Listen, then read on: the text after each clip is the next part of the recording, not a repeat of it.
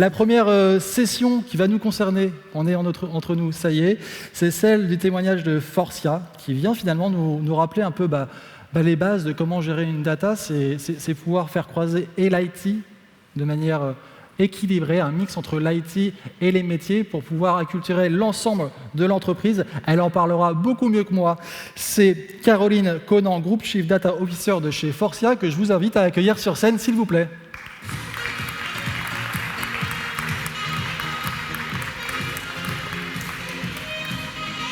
Bienvenue, je vous en prie, mettez-vous au centre de la scène.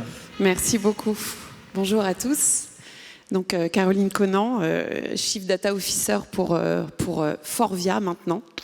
On vient de faire une acquisition qui nous a donné l'occasion de changer de nom, un nouveau branding. Donc c'est plus Forestia, c'est Forvia. Juste en quelques... Donc nous sommes un équipementier automobile. Aujourd'hui, avec cette nouvelle acquisition, plus de 2 voitures sur 3 sont équipées avec nos technologies. Donc historiquement, il y avait les sièges, les pots d'échappement, tout ce qui est intérieur des voitures, les panneaux de porte, les consoles, les IP. Et on a rajouté aujourd'hui toute une activité autour de l'électronique et du lighting avec cette nouvelle acquisition. Donc c'est 150 000 personnes localisées sur une quarantaine de pays. Quoi d'autre? Et puis un chiffre d'affaires autour de 16 milliards. On a commencé notre transformation digitale en 2017 de façon un peu timide avec l'acquisition d'un data lake qu'on a ouvert à des API Few, donc utilisé, mais ça a donné un peu d'appétence à certains des domaines. Et début 2020, on fait l'acquisition d'une véritable data platform. Et là, le COMEX décide de lancer une vraie data office qui n'existait pas du tout. Donc vraiment, en janvier 2020, au niveau Data Office, on partait de rien du tout, aucun budget, aucune équipe, aucun réseau. Donc, voilà ce qu'on a mis en place rapidement non, parce qu'il faut du temps pour créer tout ça. Mais ce qui était très important, c'est que c'était une décision qui est venue directement du COMEX. Donc, la première chose qui est hyper importante, c'est le fameux tone of the top. Sans ce tone of the top, c'est quand même très compliqué. L'organisation qu'on a mis en place, elle est assez classique dans les modèles.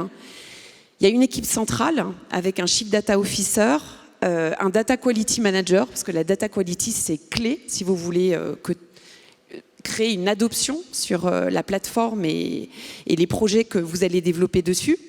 Un Data Architect, clé aussi pour connecter tous les systèmes sources et s'assurer que la data qu'on ingère est bien la bonne et validée par le business.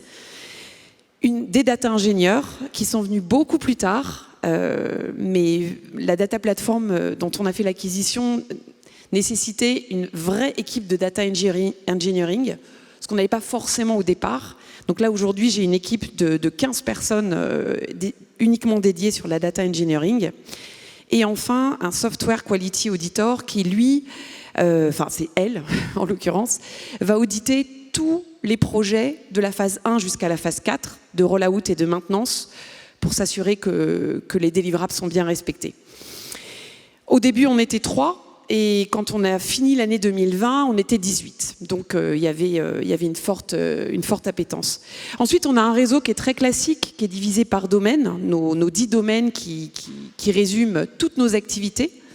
Un data owner a été nommé dans chacun des domaines par un membre du COMEX. Ça, c'est hyper important. Ça veut dire que déjà, le data owner, alors que ce n'est pas sa fonction première, c'est évidemment au-dessus de ce qu'il a à faire dans son day-to-day, si je peux dire. Mais il est clé parce que ce data owner, il est en charge d'assurer l'alignement de toutes ces activités dont je vous ai présenté au départ, entre le siège, les pots d'échappement, etc. Il est fondamental que le data owner pense mise à l'échelle avant tout. Donc, il est obligé d'avoir cet alignement. Et ça, il est clé dans ce dispositif. Donc, il s'assure qu'il y a une procédure qui existe, ce qu'on appelle chez nous des corps procédures, qui formalisent quelque part cet alignement. Et à partir de là, on va pouvoir créer des datas qui vont être valables pour tout le monde et surtout mettre en place des contrôles qualité. Ils ne sont pas tout seuls. Derrière eux, ils sont accompagnés de data managers. Les data managers, aujourd'hui, ils sont clés aussi dans le dispositif. ils sont plus hands-on que le data owner. Eux, ils vont directement dans la data platform.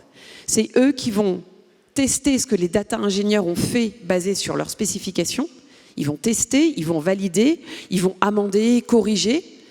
Et encore en plus, c'est eux qui designent également les contrôles qualité. Et ça, c'est fondamental. Souvent, quand on veut déployer un projet, les gens disent « ouais, mais bon, là, la qualité, elle n'est pas bonne ». À nous de leur prouver ou pas qu'en effet, la qualité est bonne ou pas pour ce projet-là. Et ça donne aussi une bonne idée au reste de tous les domaines de qu'est-ce qui est faisable ou pas à court terme et qu'est-ce qui va nous permettre d'assurer des savings dans les projets qu'on va lancer. Parce qu'en effet, c'est clé. La pression qu'on a en tant que data office, mais aussi tout le core système du data value programme, comme on l'appelle chez nous, c'est d'être sûr qu'on va rapporter de l'argent à notre entreprise grâce à tous les projets qu'on va déployer. Donc aujourd'hui, on parle d'une communauté à peu près de 50 personnes avec qui on travaille au quotidien.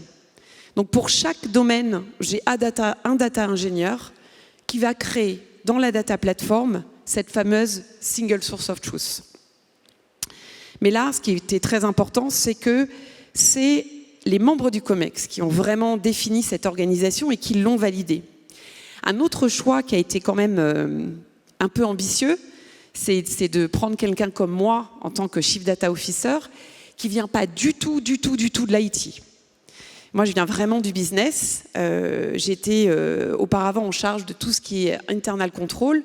Donc, j'étais purement opérationnelle, faire le tour des usines et pouvoir challenger tous ces process-là.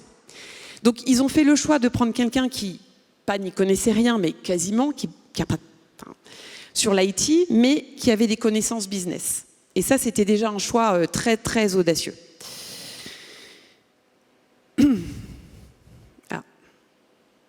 Pardon. Donc, le business sans l'IT, pour moi, aujourd'hui, c'est impossible. À chaque fois qu'on veut... Donc, l'idée de cette data platform, c'est que ce soit le seul endroit où les gens vont aller se nourrir pour pouvoir construire leur dashboard, leur analyse. Ensuite, nous, on va leur proposer des modèles avec de l'intelligence artificielle, mais tout va se passer dans cette data platform. Mais sans le business, sans une collaboration très forte entre l'IT et le business, ça ne peut pas fonctionner. Les deux sont impératifs dans le processus. Donc aujourd'hui, ce qui est très important, c'est qu'à chaque fois qu'on va ingérer une data dans notre système, tout le monde va être impliqué. Le réseau de la data gouvernance, l'IT, bien sûr, et également notre DPO. Tout ce qui est GDPR et la compliance vis-à-vis des GDPR, des demandes de GDPR, elles sont sous la responsabilité du Data Office. Donc il n'y a aucune information personnelle qui doit apparaître dans la data platform. Et ça, c'est un engagement qu'on prend et qu'on suit et qu'on monitore tous les jours. Mais une data n'est pas ingérée juste parce qu'un projet l'a demandé, ou une activité l'a demandé, ou un pays l'a demandé. C'est plus large que ça. On s'assure qu'on peut recapitaliser sur la donnée qui est ingérée.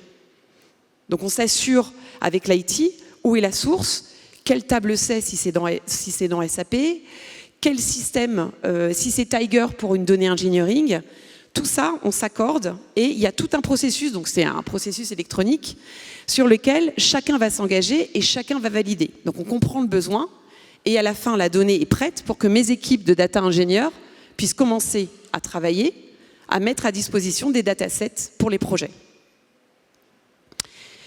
Ce qui me tient très très à cœur à moi, c'est de supporter les projets, c'est évident. On est là pour faire gagner du temps dans le delivery et dans la collecte des savings.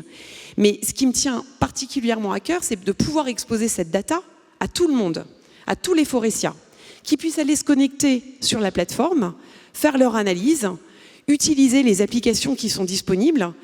Mais cette data sur laquelle ils vont travailler est la même pour tous. Donc vraiment, le single source of truth prend tout son sens.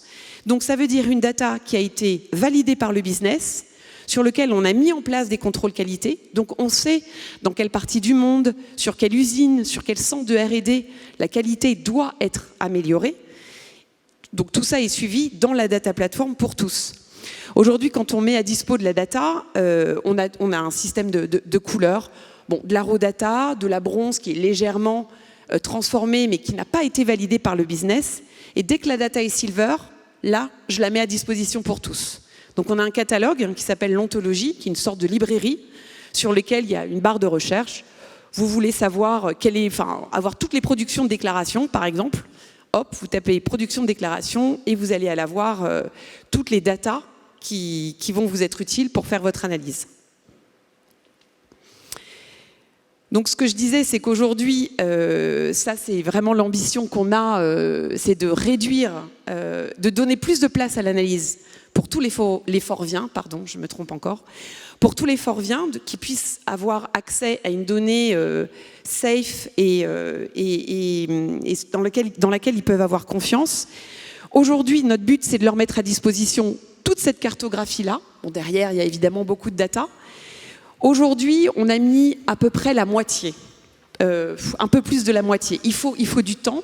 Ça fait 1 an et demi bientôt qu'on a lancé le projet. Donc voilà, j'ai pris un peu de temps, j'en suis vraiment désolée. Mais voilà, aujourd'hui, on expose la data et on va l'ouvrir à tout le monde. Voilà. Merci beaucoup pour cette concision. On peut applaudir, évidemment, c'est pas évident.